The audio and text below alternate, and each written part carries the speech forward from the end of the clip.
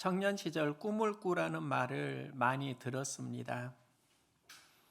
사람들은 성공을 원했고 부자를 성공했다고 말합니다. 그러면 부자와 가난한 사람의 기준은 무엇일까? 자료를 보니까 작년 우리나라 평균 연봉이 3,500만 원 정도였습니다. 연봉이 작아도 부자 마음으로 살아가는 사람이 있고요. 또 연봉이 많아도 가난한 마음으로 사는 분들이 있습니다. 부자가 행복할 확률은 높을 수 있지만 부자라고 행복한 건 아닙니다. 가난하면 불행할 확률은 높을 수 있지만 꼭 불행한 건 아닙니다. 부자여도 모든 욕심이 채워지진 않고 가난해도 자족할 수 있다고 하면 행복할 수 있습니다. 바울은 행복을 추구하지만 부자는 추구하지 않고 가난할 때 자족을 통해서 기뻐하고 즐거워했습니다. 제가 시골 교회에서 학생회를 교사로 섬길 때 교회에 난로가 있었는데요. 토요일 저녁에 예배를 드리고 그곳에서 라면을 끓여 먹곤 했습니다. 광주에서 사역을 했는데요. 시골에서 교사로 섬기면서 라면 먹던 생각이 나서 학생들에게 우리 라면 끓여 먹을까 했던 적이 있습니다. 그때 아이들이 말하더라고요. 전도사님, 치킨이나 짜장면 시켜 먹어요. 그때 알았습니다.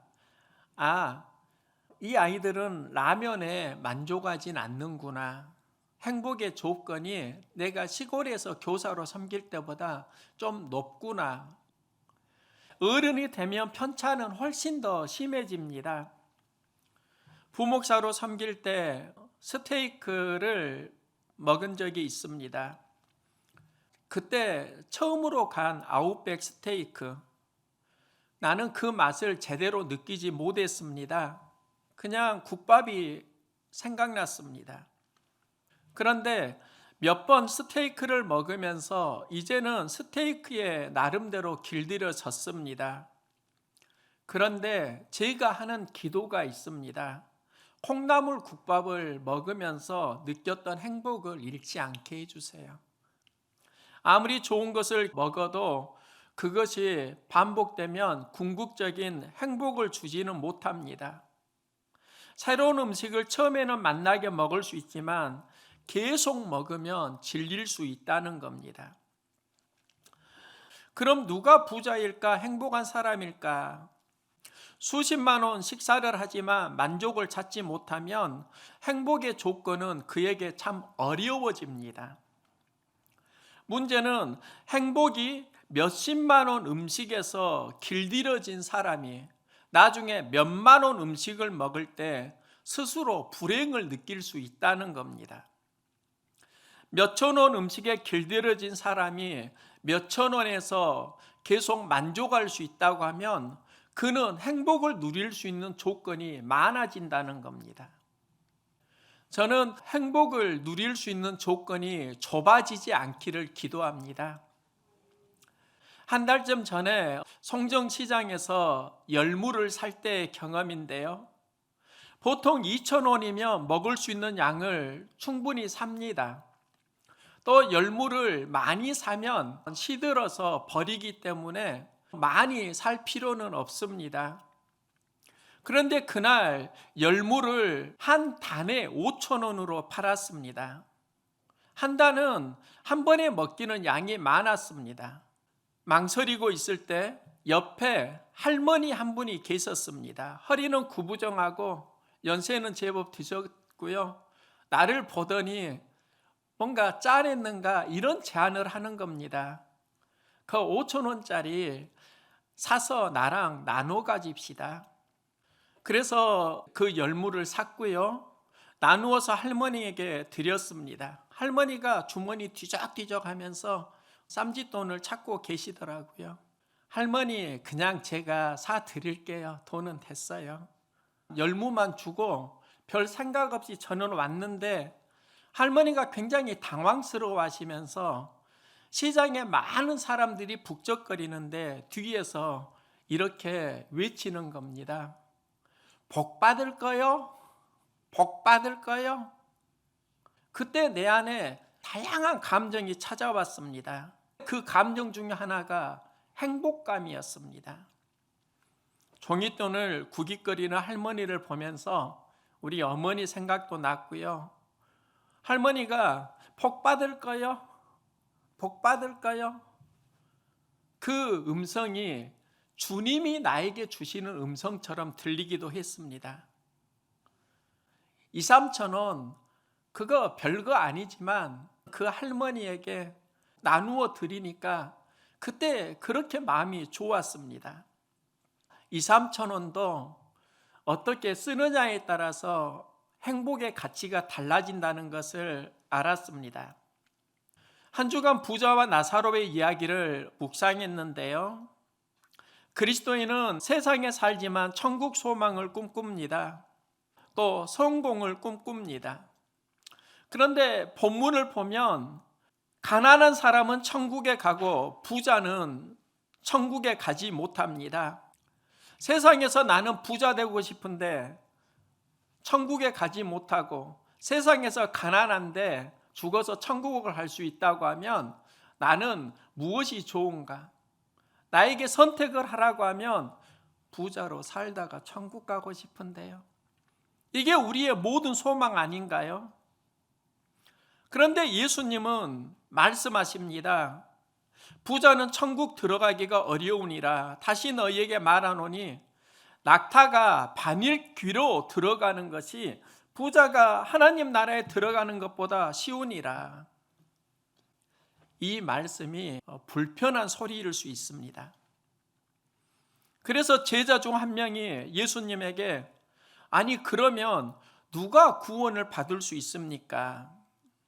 나는 부자로 살고 천국에 가고 싶은데 부자는 천국에 가기 어렵다고 하니까 어떤 불편함과 의아함이 배어 있는 겁니다.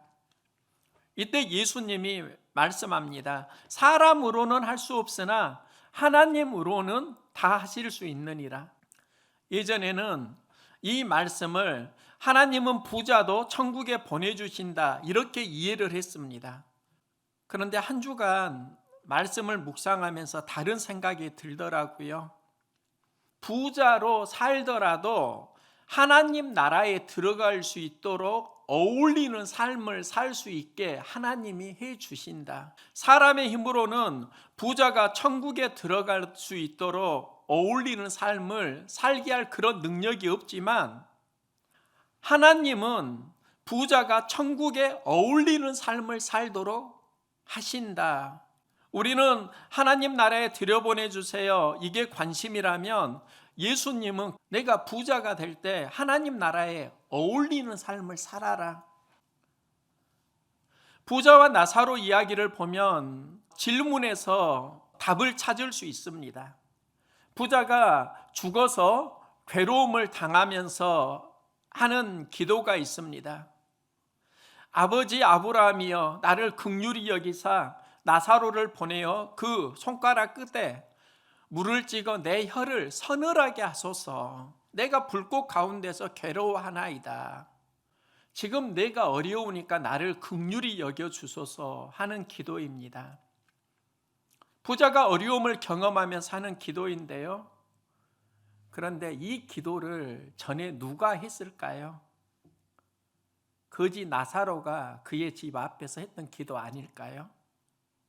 먹을 것이 없고 괴로움을 경험할 때 누군가 나를 긍휼히 여겨 주었으면 먹을 걸 주었으면 그 기도를 하지 않았을까요?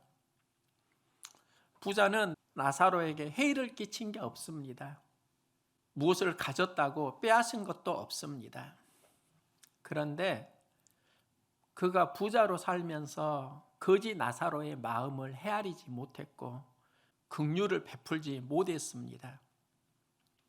부자는 부자로 살면서 가난한 사람을 이해하지 못하지만 그가 어려워질 때 어려운 사람을 이해하는 겁니다. 저는 부목사로 사역을 할 때 개척 현장을 생각은 했지만 이해하지는 못했습니다. 개척 현장을 경험하면서 보다 깊은 생각과 깨달음이 있습니다. 사람의 그리움을 알았습니다. 외롭다는 것도 좀 경험했습니다. 그리고 그 현장 속에서 은혜와 긍휼을 참 많이 경험했습니다. 예수님의 사역의 동기가 긍휼, 불쌍히 여김입니다. 어려운 사람, 병든 사람을 예수님이 돌볼 때 그들을 긍휼히 여기셨고 그들의 문제를 해결해 주셨습니다.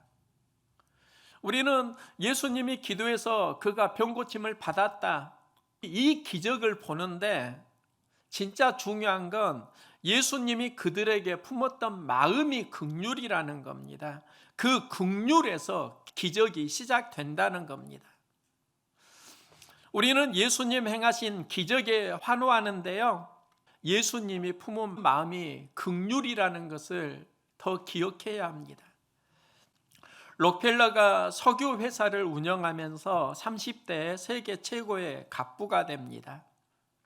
54세 병원에 갔는데 당신은 1년밖에 살 수 없습니다. 이런 의사 진단을 받습니다.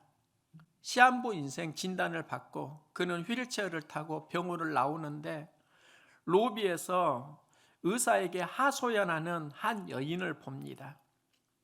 딸을 살려달라고 하소연을 하고 있는 겁니다. 의사는 수술하려고 하면 병원비를 가져오라고 합니다.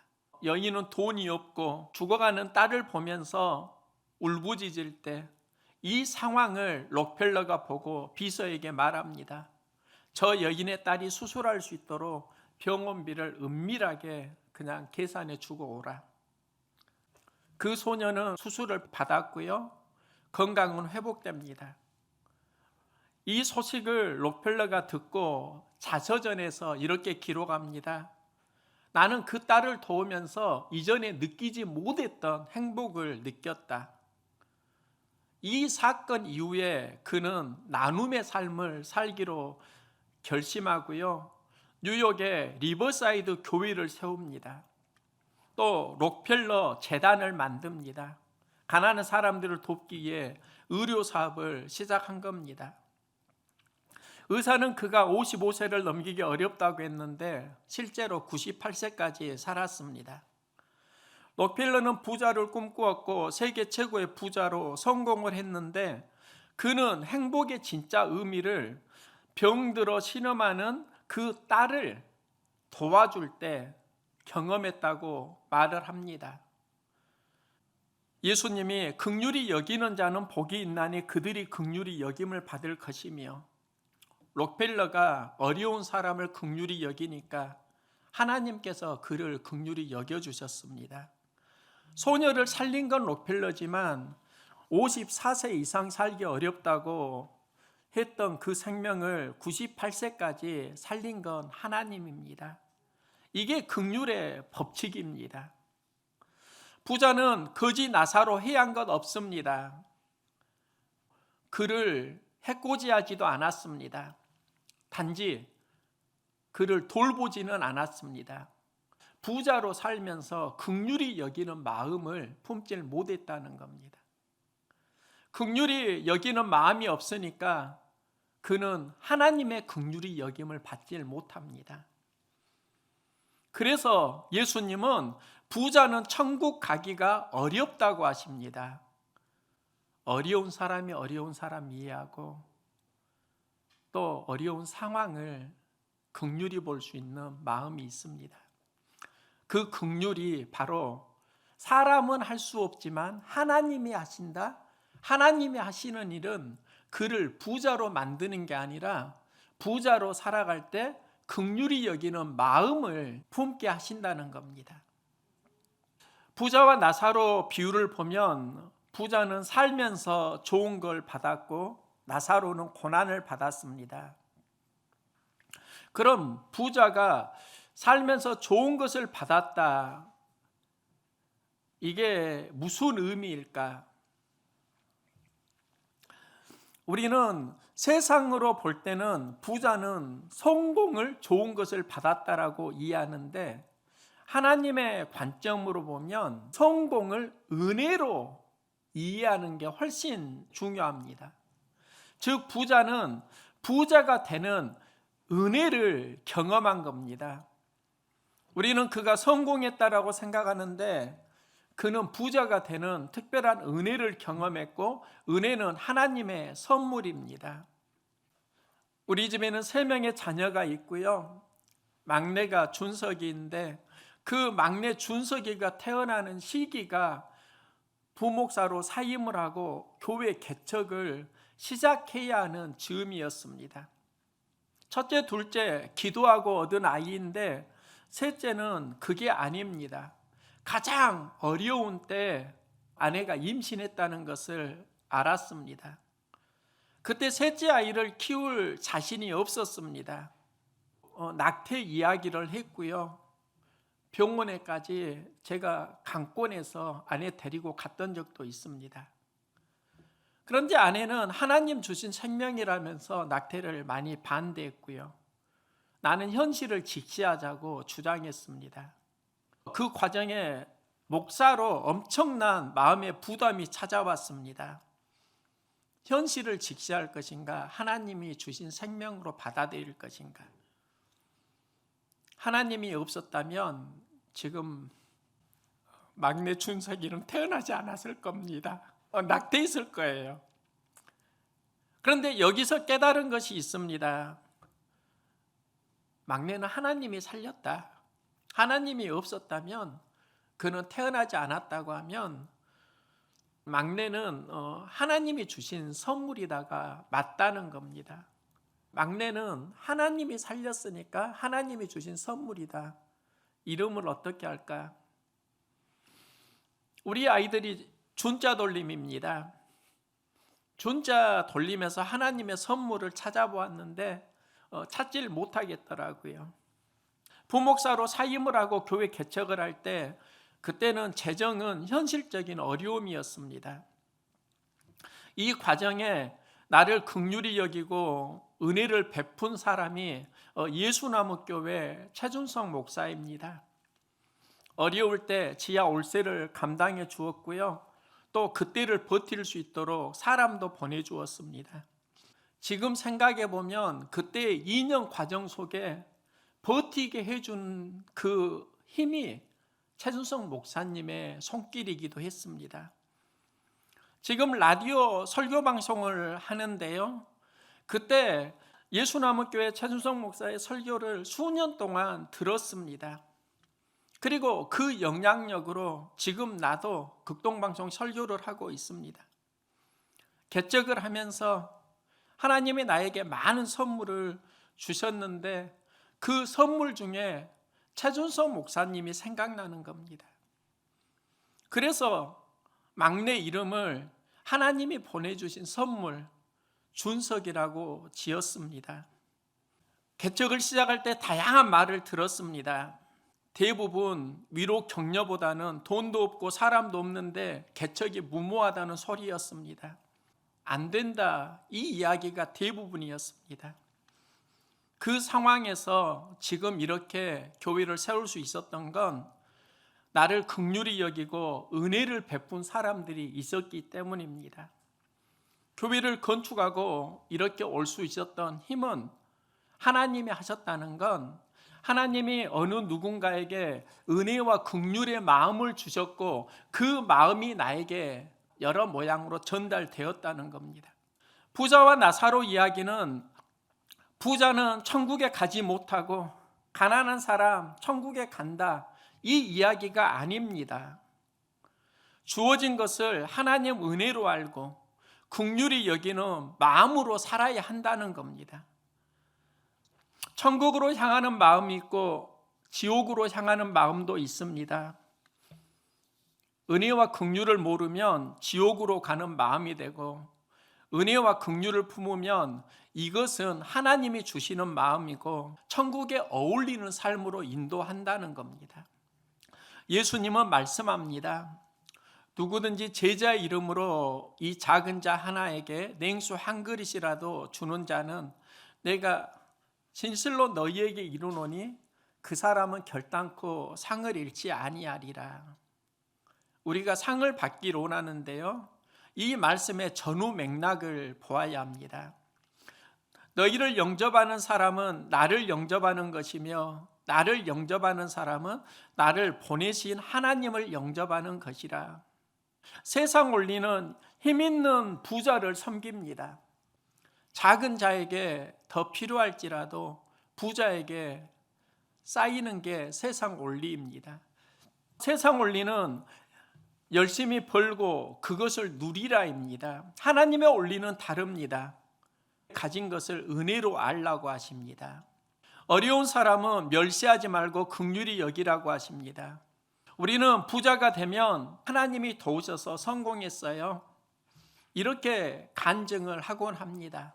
그런데 생각을 해볼까요? 엄청난 부자는 교회 밖에도 많다는 거 아십니까? 내가 부자가 되고 그 일을 하나님이 하셨다고 말하는 것은 진짜 간증의 본질이 아닙니다. 도리어 바울의 간증은 나 가난해도 어려워도 자족한다 말합니다. 이것을 능력 주시는 자 안에서 할 수 있다고 고백합니다. 그러면 하나님이 하신 일은 부자가 아니라 가난해도 어려워도 자족하게 하는 마음이 있습니다. 부자가 되었을 때 그 부를 하나님의 베푼 은혜로 알고 살아가게 하십니다. 이게 사람이 할 수 없는 일이고 하나님이 하시는 일입니다.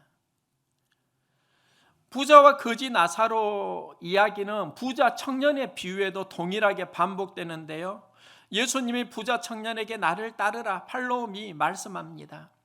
이때 청년은 재물을 포기하지 못하고 예수님을 따르지 못할 때 부자는 천국에 들어가기가 어렵다고 하십니다. 그런데 제자들에게 천국 들어가기 어려우니까 너희 부자 되지 마 이렇게 말씀하진 않으십니다. 또 천국에 들어가려면 가난하게 살아 이 말씀도 하지 않으십니다. 부자가 천국에 들어가는 것은 하나님이 하시는 일이라 이렇게 말씀합니다. 얼마 전에 개업하는 성도님이 있어서요, 우리 선원 가족이 많이 도와주었습니다. 어떤 분은 제법 큰 돈으로도 섬겼고 나도 가진 달란트로 제법 도와주었습니다. 그런데 도와주고 사실 기쁘지 않았습니다. 개업하고 일이 잘 된다면 그 일은 축복인데 교회에 나오지 않습니다. 또 바쁘다고 나오지 못할 수는 있지만 교회에 나와도 그렇게 가족들이 도와주었는데 감사 헌금 하나를 하질 않습니다. 저는 무엇이 문제일까? 인간적으로 서운한 마음을 가질 수 있는데 그것은 사람이 할 수 있는 일이 아니다는 걸 알았습니다. 본질적으로 하나님 하시는 일이 그 안에 믿음으로 일어나질 않으면 은혜 중심의 삶으로 살아갈 능력이 우리 안에 없다는 겁니다. 하나님이 하시는 일은 은혜와 긍휼이고 이 일은 사람이 하는 게 아닙니다. 우리의 영은 은혜 받으면 살고 은혜 받지 못하면 죽습니다. 죄인이라도 은혜를 베풀면 살리고 의인도 은혜를 베풀지 않고 정죄하면 죽일 수 있습니다. 긍휼은 하나님의 영성입니다. 사람은 긍휼히 여김을 받으면 살지만 세상은 멸시하기 쉽습니다. 어려운 사람을 긍휼히 여기면 하나님께 긍휼히 여김을 받는다. 이게 예수님의 메시지입니다.